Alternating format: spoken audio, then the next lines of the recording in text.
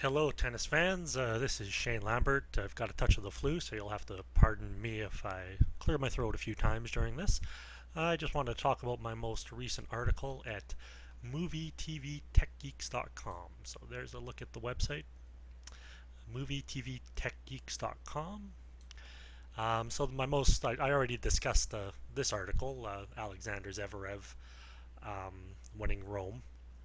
Now, in another article, I'm taking a look at the French Open preview for the women's side, and the title is Simona Halep leads wide open field. So let's open that up. There's Simona Halep of Romania.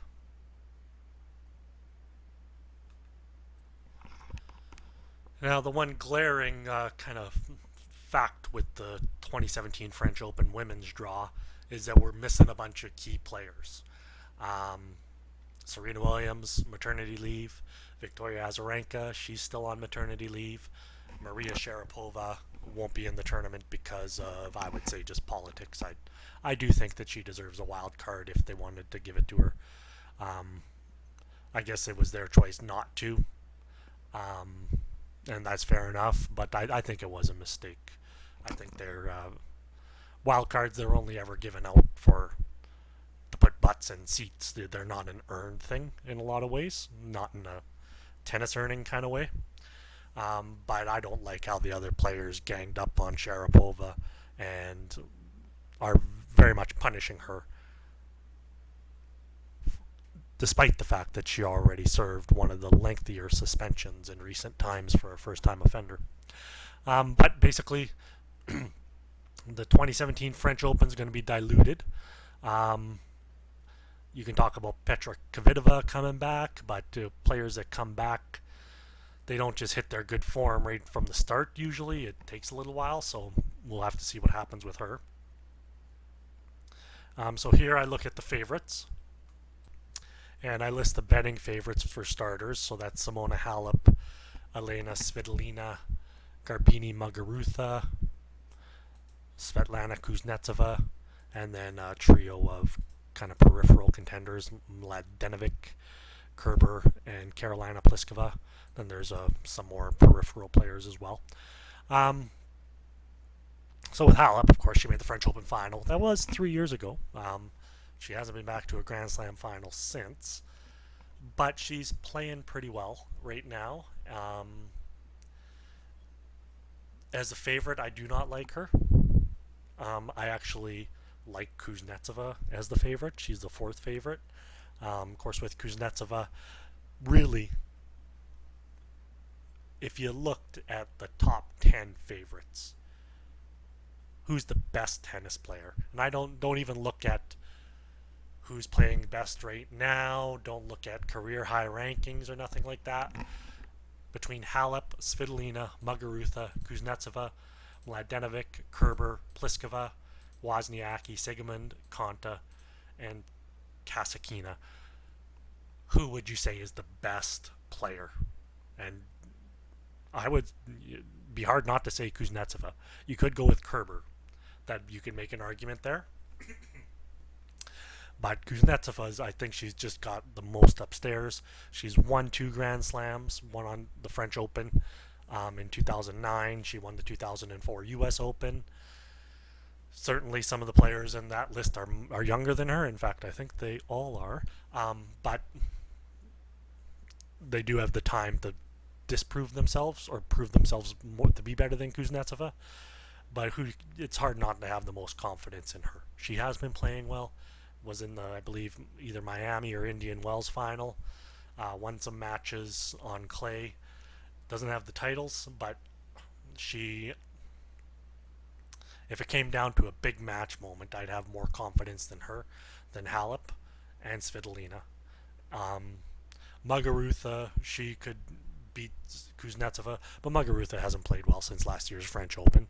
In good form, it's not as simple as turning a light switch on and off. You hear people say, oh, well, she's really going to get motivated and turn things on. It's like, yeah, it doesn't work that way. You got to be at full blast for a little while to stay at your top form. You don't just decide to do it in most cases. So, how poorly has Muguruza played since winning the French? she'll be out of the top 10 pretty quick if she doesn't put in a really good result at Roland Garros. Wozniacki, 2 Grand Slam finals in her career, but she hasn't done well at the French Open. Not her best slam for sure. And she's injured. She was in the Strasbourg draw, and she pulled out. So that's a knock against her. Konta, I don't think she's going to be a good clay courter.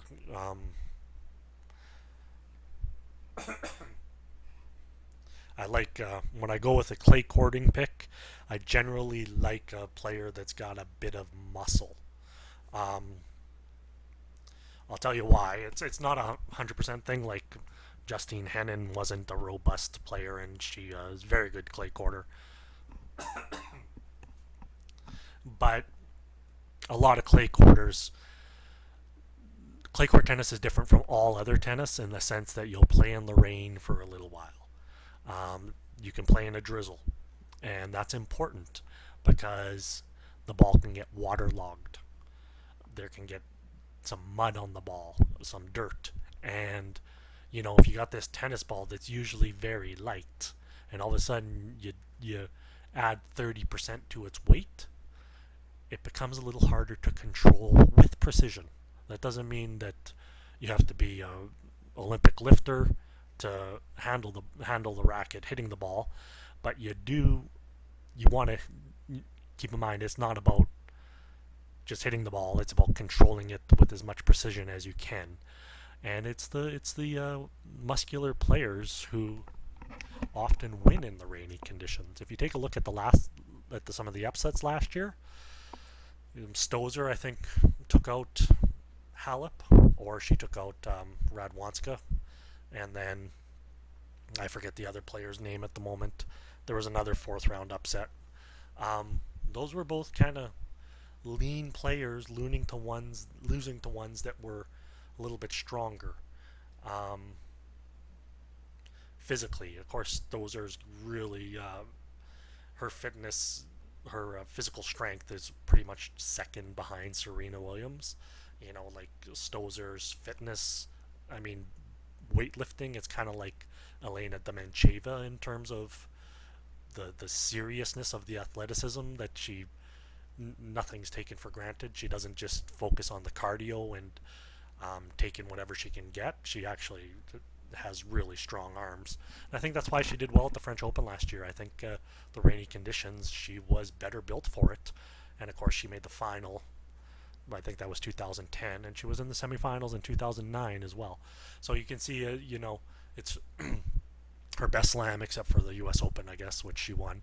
But you can see how just being built can really help you in the wet conditions. Just you're able to control the tennis ball just a little bit better. I think that's what goes on. And who would you take in a arm wrestling match? If it came down to it, where there was some rain in Paris, which there probably will be.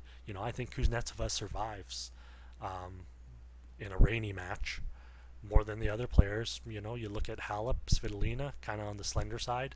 Muguruza's not like that. Mladenovic, slender but taller. She's all right.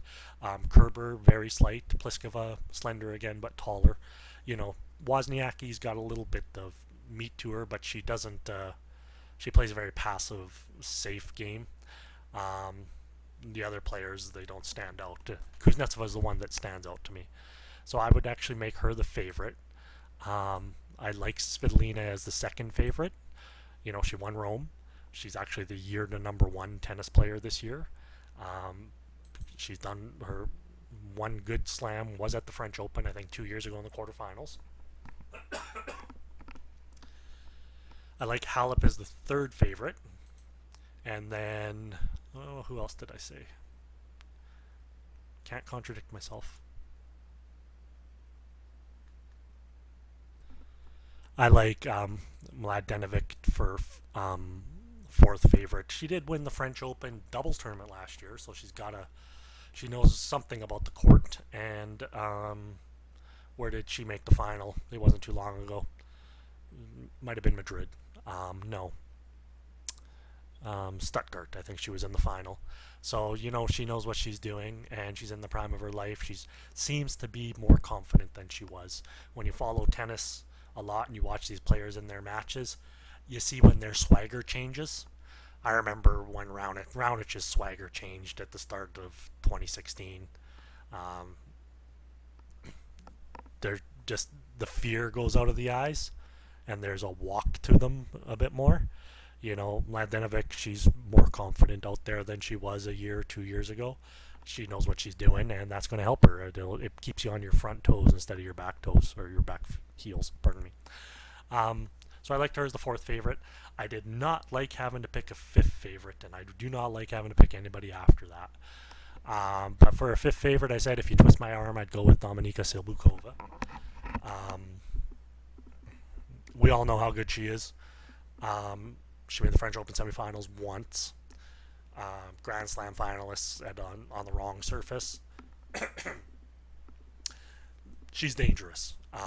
But basically, it's a really deep field with the missing, or pardon me, it's not a very deep field with the missing players. Venus Williams, what is she, 37-ish, something like that. Petra Kvitova, how's she going to be playing after the horrific injury that she has sustained from the knife attack, making her first appearance in what would be, I guess we'd have to go all the way back to October. No, she didn't make the tour finals.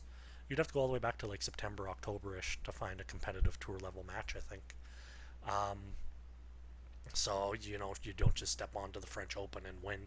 You got to be prepared, and it's unfortunate that she was taken out of the tour for the reason that it was, and I don't think they found the guy yet, did they? But it was unfortunate, but it doesn't change the fact that she probably won't be playing her top tennis, maybe even till the hardcourt season. So hopefully she wins the U.S. Open. I'd really kind of like to see that. But the last thing I say, there's no Serena, no Pova, and no Vika. Well, Kvitova is just getting back to the swing of things. Honestly, if 36-year-old Martina Hingis had come out of retirement 2 months ago, she'd have a good chance of making the quarters at the French Open. Doesn't say much about the depth of talent, but the top three talents of this time period are out pre-tournament. So I just identify the top three tournaments as Serena, Sharapova, and Vika. You can say Venus. I consider Venus over the hill. I didn't like the Australian Open. It was a poorly contested tournament, in my opinion. But it is what it is. Simona Halep's the favorite to win the French Open by betting odds, and I think that Kuznetsova is the favorite by true odds. All right, hope you enjoy. Thank you. Bye-bye.